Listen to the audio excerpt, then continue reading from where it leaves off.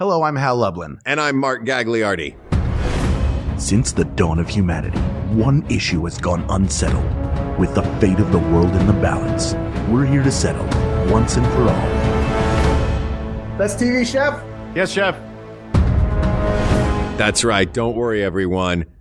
We got this. Podcast should have a theme song. Podcast should not have a theme song. Yes, they should. No, they shouldn't. They sound good. Yeah, but people are just going to skip past it. You know what? You're right. We got this. Oh, Hal, I'm excited about this one. When I heard this come up, I love me some TV chefs.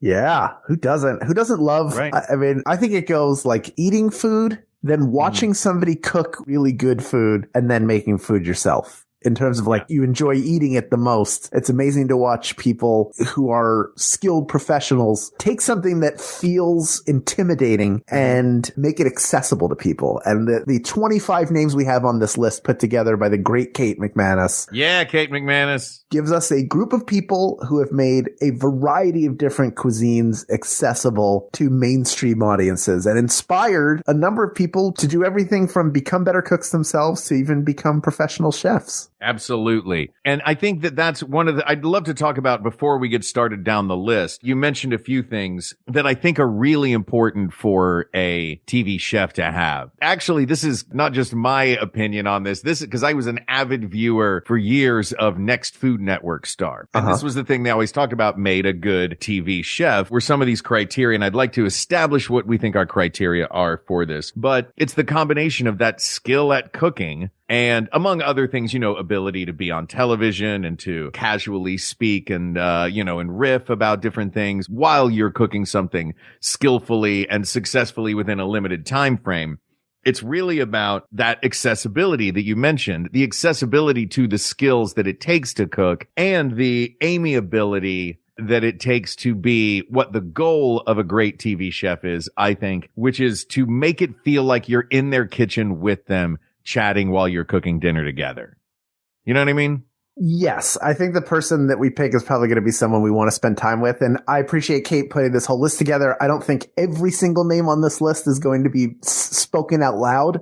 I think there are some people here who are more clearly contenders than others. Sure. Whether it's because they're just not the same level of chef, they're not in the same tier, down to people who who have run afoul of polite society, to put it nicely, and just not worth, like, they don't need to be mentioned. Do you want to start with someone who skirts the line and talk about Gordon Ramsay? Do you have a personal, are you able to speak in a neutral manner about Gordon Ramsay, knowing that your brother yes was eliminated by him on television? Yes, my brother was eliminated on television by Gordon Ramsay. I do think I can still be objective in this, but I don't want to talk about Gordon Ramsay yet. I would love to do this, not exactly in the order that Kate has given it to us, but I love the notion that we've got this order chronologically. So I would love to start way back and work our way up to the present. We will get to Gordon Ramsay, and we will get to my beefs with Gordon Ramsay and the fine people at the Hell's Kitchen program soon enough, Hal. But I want to start with someone who really started the whole TV chef game, or if not started it, maybe there were other chefs in a smaller time than her. But in 1963, you've got the premiere of The French Chef with Julia Child. Now that is someone who I think has a great combination of the skill in the kitchen, which she learned in France, and the amiability to be someone you just want to hang out with in her kitchen. And I think it was her mistakes that made her show work. You know what I mean? Well, she taught you it doesn't have to be perfect.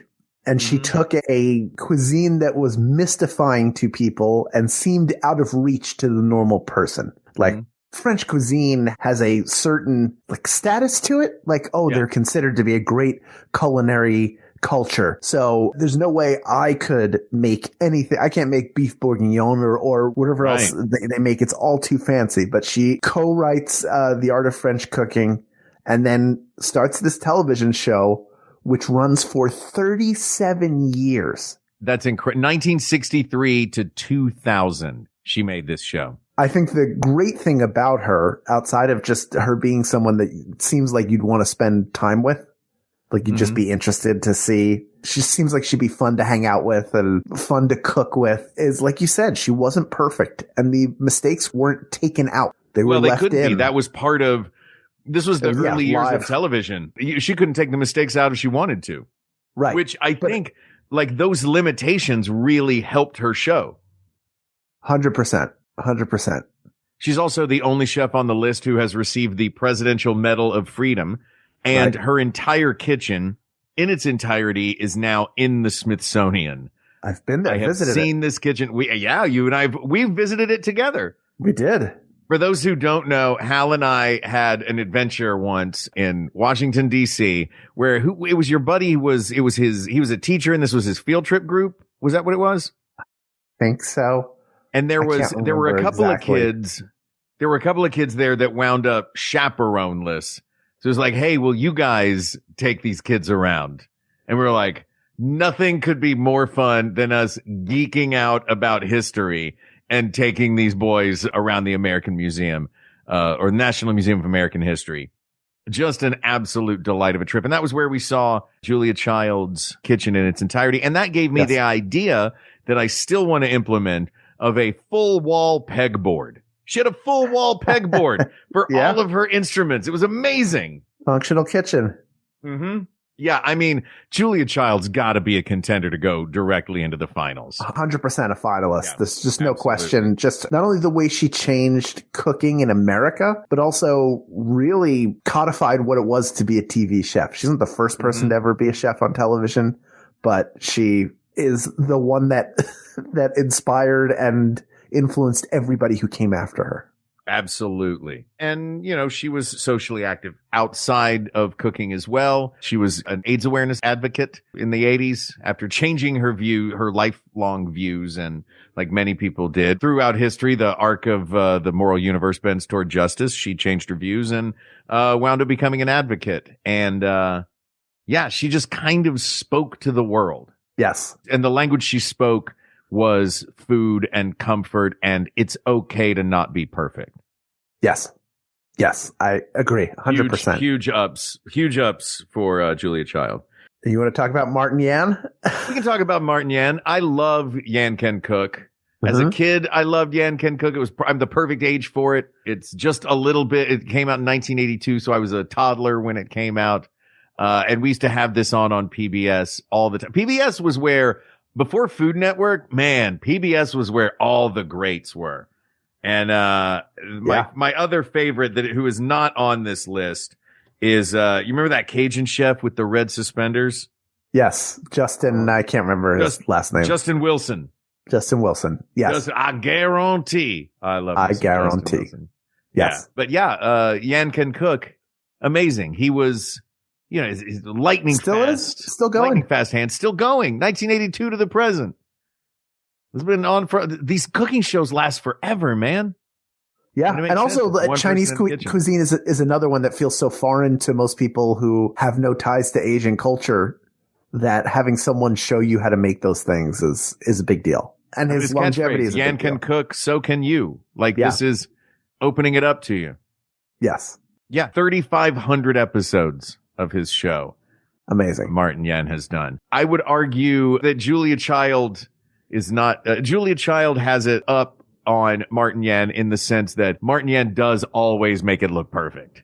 You know what I mean? Right. I like her imperfections, but one thing about Yan, if Yan can cook, so can you. Not like Yan can. You know what I mean? I've seen you cook, man. My hands don't do that. I don't have that giant wok. I can't make this big flame and do this fast stir and the stuff that you do. Right. But I love that he introduced us to flavors that I would not have known. True. He's great. I don't think if we're picking the best of all time, we were only two deep and we've already got one that, I think just nudges him out. All of these chefs are going to be great. 100%. Yeah. Who do you want to talk about next? I would argue Wolfgang Puck, while he's had several cooking shows that appeared on a bunch of shows. I wouldn't put him up with everybody else. He was way too fancy. Just way too fancy. Way too fancy. And also not an accessible TV chef. You know what I mean? Yes, 100%. He's fancy. He was the hotshot creator of, I think of him more as a hotshot creator of Spago, who kind of became Gusteau, but in his early years. Did you see that documentary about him on Disney? No, I've not watched it yet. It's his whole story, and he narrates a lot of it. It really made me love Wolfgang Puck. But I wouldn't put him with the TV chefs specifically because I don't think he meets those specific criteria. I agree. Now, Emerald does meet those. Yeah. Emerald's a lot of fun. Yeah. Look, here's what I like about, I'm going to lump two of them together right now. Okay. Because I think one is the heir apparent to the other. Do you think Bobby Flay is the heir apparent to him? No, I think Rachel Ray is. I think okay. Emerald and Rachel Ray, because what those two do is they're not doing a show where it's the two of you in their kitchen. They are performing for a full audience. Right. You know what I mean? They're on a kitchen stage. It's the difference between acting in an intimate scene and playing to the back of the house. I think Emerald and Rachel Ray both play to the back of the house. Also, I don't think Rachel Ray is nearly as good a chef as the rest of the chefs on this list. She has made some abominations on her show. Right. That she's been doing for 23 meals. I read the word meals. 23 years. I do like one of her old shows, 30-minute meals. Loved 30-minute meals back in the day. And that's the one without the audience. Because it's useful. That once it becomes theater, then you feel like you're at the county fair. Yeah. And you're at like all right, do I want to go see like all the sculptures and art contests? I'd be way more interested in looking at that than sitting in an uncomfortable chair watching somebody cook on an elevated stage. Like I'm just not, it's fine, but I think there's more like cooking purity. Demos. Yeah. Yeah. I don't want cooking demos. I want to feel like I'm getting a one-on-one lesson, and neither of them provide that. Both very entertaining in their own way, but I would eliminate both of them. Now, Bobby Flay, I think, is really interesting because he seems like an incredible chef. There's something about him. He looks like a villain Michael McKean would play. And because of that, there's just something like, I appreciate the artistry. I appreciate him as an Iron Chef. I appreciate Throwdown. I appreciate Beat Bobby Flay. Like the number of things he does are really interesting. I find, I don't know that he's even on this list. Bobby Flay? Oh, no, he is. He is. I find that I would put him and Alton Brown for some reason in a similar space of being like big deals at Food Network. They're not the same person at all. I find Alton Brown way more interesting in terms of like learning the science behind things, practical things that I can pick up. Look, I learn practical things that I can use elsewhere. Huge Alton Brown fan. I'm a huge Good Eats fan. Right. But jumping back to Bobby Flay, we'll get to Alton Brown in a minute. Talk to me about Bobby Flay. Jumping back to Bobby Flay, I think he's a great chef. I 100%. love the Bobby Flay shows where Bobby Flay is showing me, he's just giving me some tips. He's my buddy who gives me tips about barbecuing. And it's like, oh, you know what would be really good is this glaze on some pineapple on the grill that we're going to add to this pork dish later. You know what I mean? Fine. Awesome. Bobby, show me how to make your sauces. You're great with spices. I love the way you spice things up. Here's my beef with Bobby Flay. Uh-oh. Bobby Flay is too competitive for his own good. Bobby Flay's signature show is Beat Bobby Flay, where people come to him with their signature dish and he tries to make their signature dish better than them. And frequently he wins because he is an excellent chef. It's like the biggest guy on the playground it's like a 9th grader looking around at a bunch of 4th graders and going, who else wants to take me on? Look at me, I'm the champ. You know what I mean? A little too confrontational. He has a version of that show where he goes to them. He will go to a small town diner. Yes, it brings a lot of publicity. He'll go to a small town diner that's famous for grandma's apple pie, and he will battle grandma and make a better apple pie than she does. And then this whole show just leaves a town, a diner, and a cook sad. Yeah, the competitive edge is not as enjoyable. I don't want that either. Same reason why I would eliminate Gordon Ramsay. I think he's like way too, like his whole shtick is how upset he is and how instructive, like how aggressively instructive he is at best. Yeah. And show me how to cook at home. Don't show me what a jerk you are in a restaurant situation. I don't want to, the moment that I'm not trying to experience is what it's like to be in one of Gordon Ramsay's restaurants getting yelled at. I want to experience me and Julia Child hanging out in her kitchen, having a glass of wine and making beef bourguignon for you. You know, even when he makes scrambled eggs, it seems like he's mad at the eggs the way he makes them. Like he's like they're being punished. So yeah, I would eliminate him as well. Do you like this eggs? Yeah. You do not. Like, I don't. Brilliant. But he's one of those, you know what he is? Gordon Ramsay's a mean parent or a overbearing parent. Cause if all you want is his approval. Yeah. If you're a contestant on one of his shows, cause also I don't see him ever do I'm just going to stand up here and cook for you and talk about it. It's really just about him being a jerk. I mean, he's got those shows, I'm sure. He's had those shows in England as well, but he's got, you know, shows like 24 Hours to Hell and Back. Yeah. It's all kitchen nightmares. The F word. It's all aggressive and angry. You know, the other side of that is Jamie Oliver, who's not mad at you. He's just disappointed because you're not eating healthy. I mean, again, very good chef. And I appreciate his mission for everyone to be healthy and eat healthy, but it's a little bit much. Did you see, and look, that's the thing. I think Jamie Oliver means really well, but Jamie Oliver also, maybe it's privilege blinders that he's got on. Did you ever see his show where he was going to fix American lunchrooms? Yeah. Food Revolution. Yeah. It's a great show and it's a great idea. But Jamie Oliver goes into school cafeterias with these workers who are trying to feed 5,000 kids. And he's like, why don't you saute the broccoli? Then the kids will eat it. And he's like, everybody's like, man, you are impractical. There are practical ways to make things healthier for kids in a cafeteria situation, but it's not whatever version of, well, why don't you just go out to your garden and why don't you just put an organic garden on the roof of the school? You're like, Jamie, I get it, man, but pal, come on. Dude, this school has one computer. We don't have time to saute broccoli. Yeah. Please. Yeah, the Scantrons don't work because the ceiling tiles are dripping on them. Like, but I do really appreciate Jamie Oliver, and I love the simplicity of his cooking. Yeah. He's really great with, I'm just going to find great ingredients and cook them simply. Yeah. Boy, looking at this list, it's funny. They all really boomed between the mid 90s and then the early 2000s. Just so many huge chefs showed up. We skipped one though that appeared in 1993. And I think she's also a juggernaut in this world. And that's Martha Stewart. Yeah, sort of. She's also more like, I made something out of pine cones and here's how, like, it's become a lot more than just food. She's more of a lifestyle icon. Yeah, she's a lifestyle icon and everything's like from her mansion. There's something very out of touch about her. But also I understand her popularity because she has taste and there is something aspirational to her. Yeah. Yeah. And she's friends with Snoop now. And their relationship is a dang delight. It's really fun. It's very fun to watch. Yeah. You know who else I would put into this category with Martha Stewart is Jeffrey's wife, Ina Garten.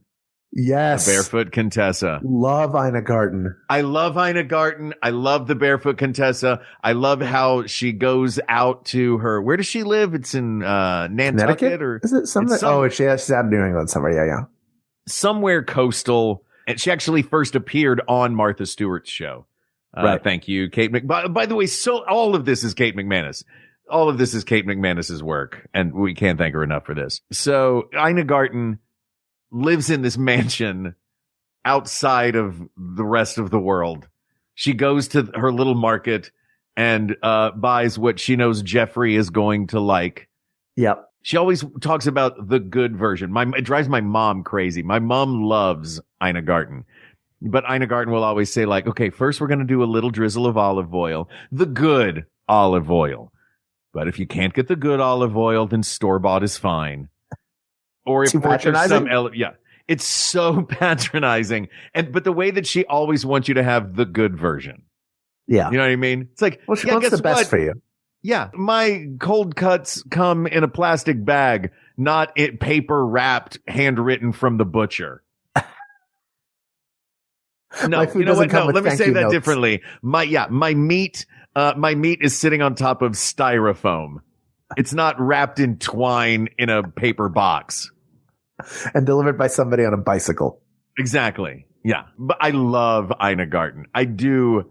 I think she is a perfect example of the aspirational. I think what Martha Stewart is lifestyle wise as like, oh, this woman and this lifestyle in this world is aspirational. Ina Garten has that exact thing, but it's zeroed in on the kitchen. As opposed to Martha Stewart being everywhere, Ina Garten specifically about cooking. She'll do like, now we're going to do a place setting for this backyard party, but it's always in the interest of the meal.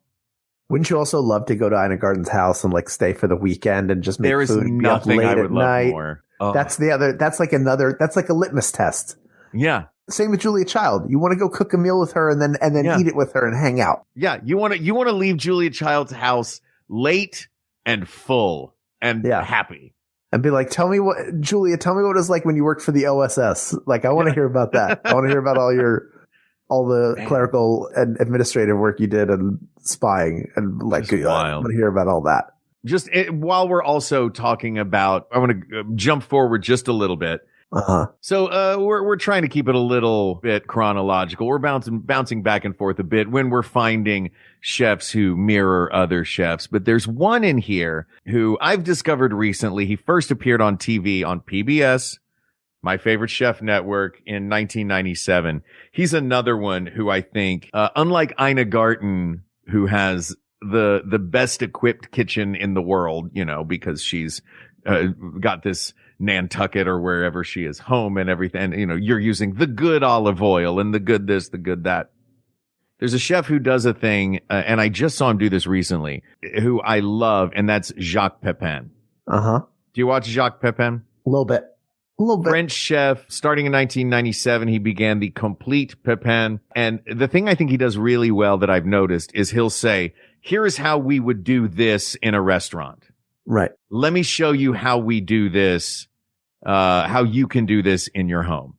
Specifically, I'm watching him make a sandwich the other day, and he's like, okay, so I would take a ring mold and cut the bread.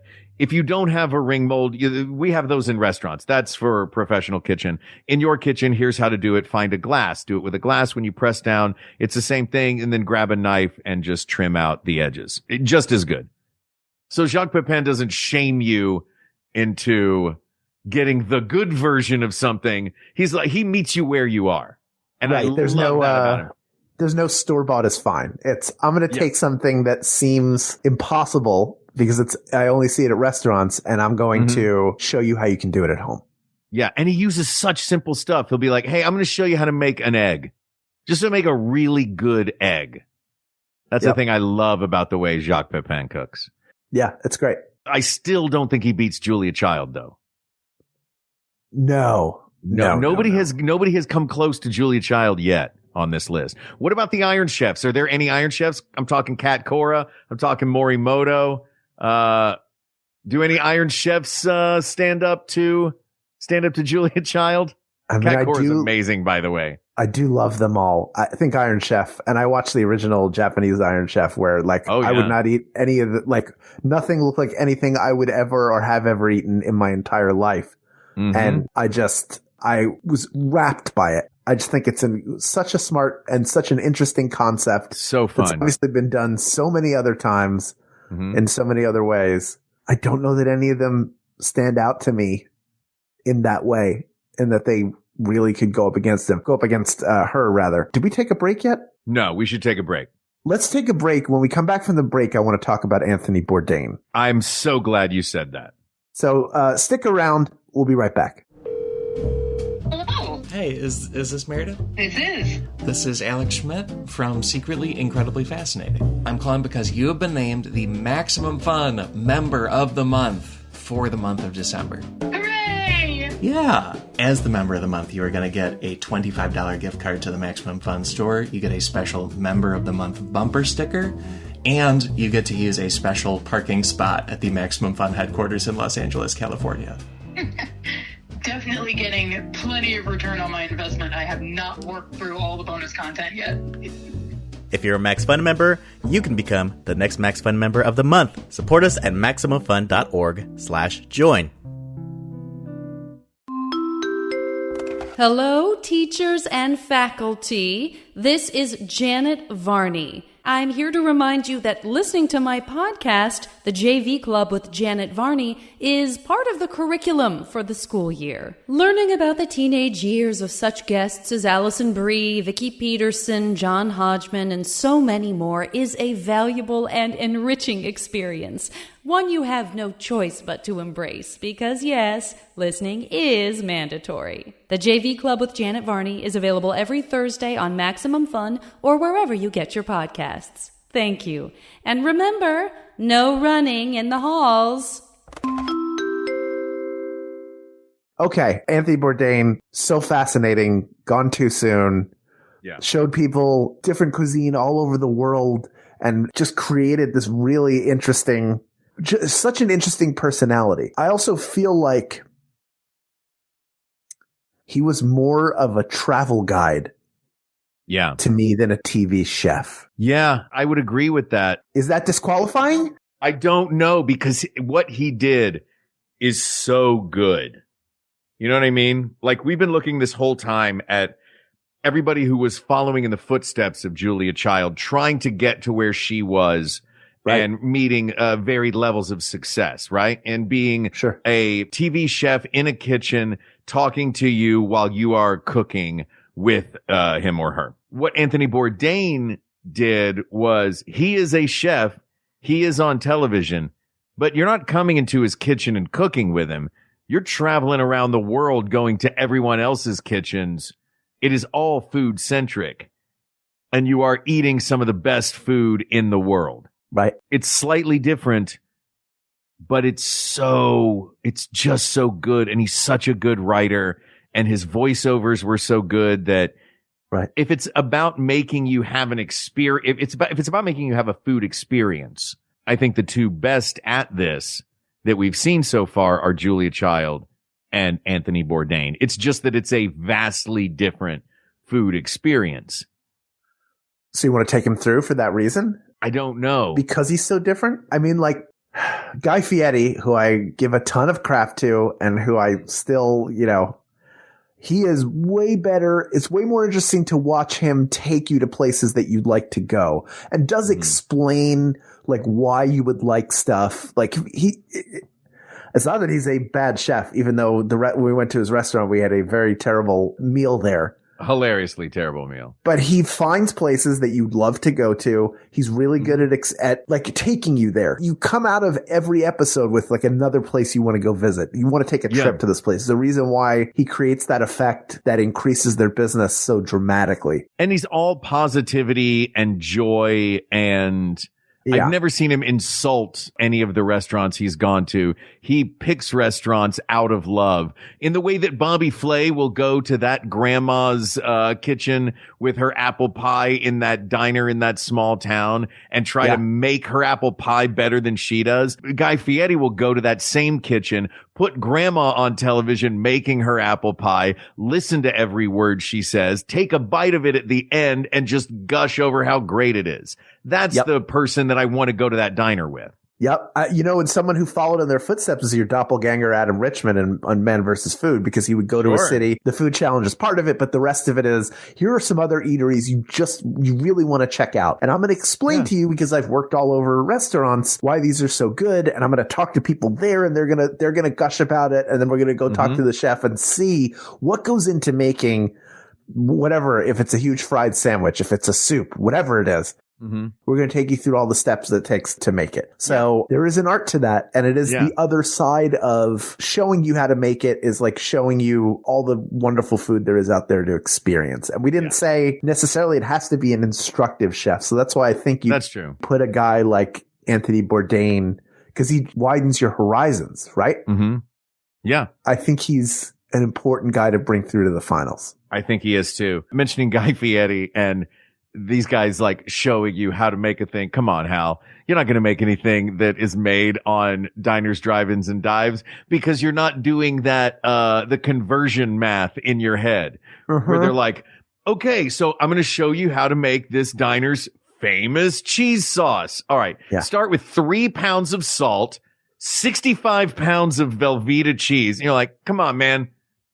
Show me how to make one sandwich. Don't show me how to make your barbecue sauce for the week. Yep. Yeah.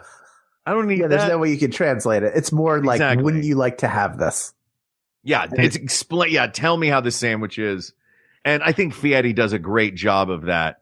I think Bourdain just does it more poetically.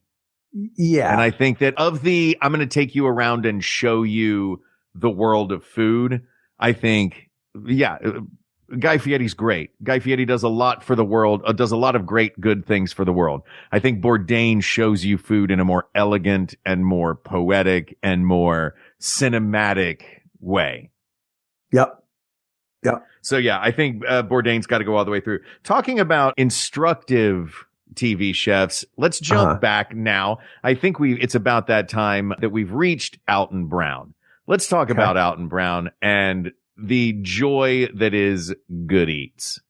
Yeah, I mean, it's a combination of like practical cooking tips. And then the other side feels like the show Unwrapped, which is one of my favorite shows. Probably maybe a top 5 show for me all time. Sure. Which if you've not watched it is Mark Summers showing you how your favorite foods are made. And it's usually done by category. So I'm a big process assembly line geek. I love watching that stuff being made. Sure. Also a big processed food fan. I love processed food. The tanner, the better. Sure. Also, these dishes are not something you're going to make at home because it's like, hey, use your industrial PX35 extruder to turn this pink sluice into hot dogs. Like, no, we're not going to make that. Where's our slurry? Alton Brown. But the thing about Alton Brown, let me tell you why I love Alton Brown. I didn't mean to interrupt you. No, do it. The reason I love Alton Brown, first of all, I'm just a huge fan of that guy, and I was very excited that we got to meet him once backstage at Comic-Con. So that was delightful, and I geeked out, and I was like, this is just a fanboy coming out in me. But the thing that I love about what Alton Brown does is all of these chefs show you what to do. He's the only one on this list, I think, that really dives into why you're doing it. Like, I didn't understand how yeast worked until I watched his episode that tells you how yeast works. You know what I mean? And he's doing it with puppets and balloons. Yeah. Like, it's fun. His show's fun. It's kitschy. It's cheap. It's so cheap. He's got extra actors coming in and doing sketches.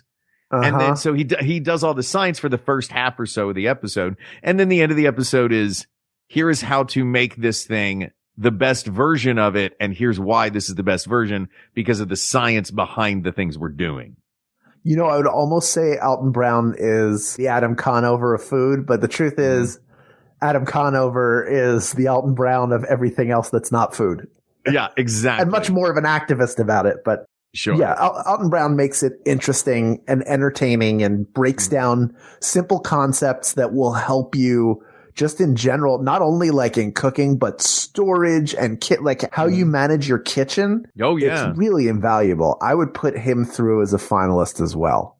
I think that is absolutely a great idea. Do you want to talk about Giada? Sure. Let's talk about Giada and her pronunciations. The most famous thing about Giada, I think, is her hilarious pronunciations. Am I wrong? No. I mean, obviously a very good cook. She's a great Italian cook. I love, and like, you want to talk about creating a moment that you want to spend in a kitchen with someone. Everybody has their different version of it. Julia Child, you're in the kitchen in her home. Ina Garten, you're in the kitchen in her super fancy home. Giada De Laurentiis will be like, hey, now we're going to cook outdoors on a hillside in Tuscany. It's always like the location. You're like, I want to go have this meal with Giada just because she's doing it on a yacht off of the coast of Spain. Like, what is going on with her? Yeah. She does. Anthony Bourdain travels and tells you about food there. Julia Child stays home and cooks and shows you food there. Giada travels and then stays home and cooks, but the home she finds while she's there is just, I'm not even looking at the food. I'm just looking around like, oh my gosh, look at the bougainvillea on that archway and that view of Gibraltar. Yeah. Today we're going to learn how to make a classic panettone on the cover of a romance novel. I'm standing here on this horse being held up by Fabio, and I'm so excited to show you how to make this classic Christmas cake. Yeah. Or you mean this classic fettuccine. Like, you only have an Italian accent. We know you're Giada De Laurentiis. You are from a famous Italian family, and yet you only have the accent. Your accent is as inconsistent as the accents in House of Gucci. Is she Dino's daughter? Is that her? I'm not sure. I'm not sure the relationship actually. I just know that she's of the De Laurentiis family. The other thing that I think she was the first show that I ever remember seeing that did straight up food porn. Like, I know Ina Garten did it a little bit, but it was Giada's show that was really like, it's the ASMR sound of that knife going through and just like why do I have such a close up of grains of rice being gently sprinkled into a bowl? Like, it's very sensual the way that she presents food, which is great. I mean, of course, the setting is so much a part of it. Right. But she's not a finalist. I don't think she's the greatest. No, I don't think she's a finalist. She's great. I don't think she's a finalist. Are you comfortable with this final three? Is there anybody you want to add? Yeah, I mean, Sunny Anderson's huge. She's been going since 2008. Her Cooking for Real is her biggest show originally, but she's got that like your friend's cool mom vibe. You know what I mean? Uh-huh. Just like, I feel like she's the house in the neighborhood that everybody wants to go over to and hang out. I love Sunny Anderson. Michael Simon, he's great. He's fine. I think there are other great TV chefs. And Marcus Samuelsson, another great one. And another one of those guys that he does both, actually. He'll cook in a kitchen and show you how to make something, and he'll travel around. No passport required is one of those great sort of heir apparent to the late Anthony Bourdain's great work. But I don't think that any of these chefs reach the level. I'm pretty comfortable with the three that we have going into the finals: Alton Brown, Anthony Bourdain, and Julia Child. Okay. Does one of these three stand out to you as a clear winner? Oh, wait, real quick. Can we count Giuseppe's Italian Kitchen? My favorite guy who taught me how to make almond biscotti or biscotti with almonds on YouTube while his wife held the camera, and he just stood there in his kitchen in his white t-shirt. And then he would reach in the pan, take a bite of the almonds and go, yeah, I guess that's okay.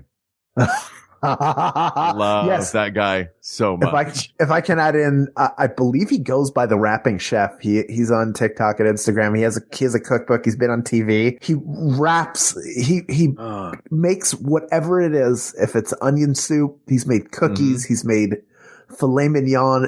Everything he makes looks incredible. And he raps over a really good beat for each one. And it's a really good rap. Like, just look.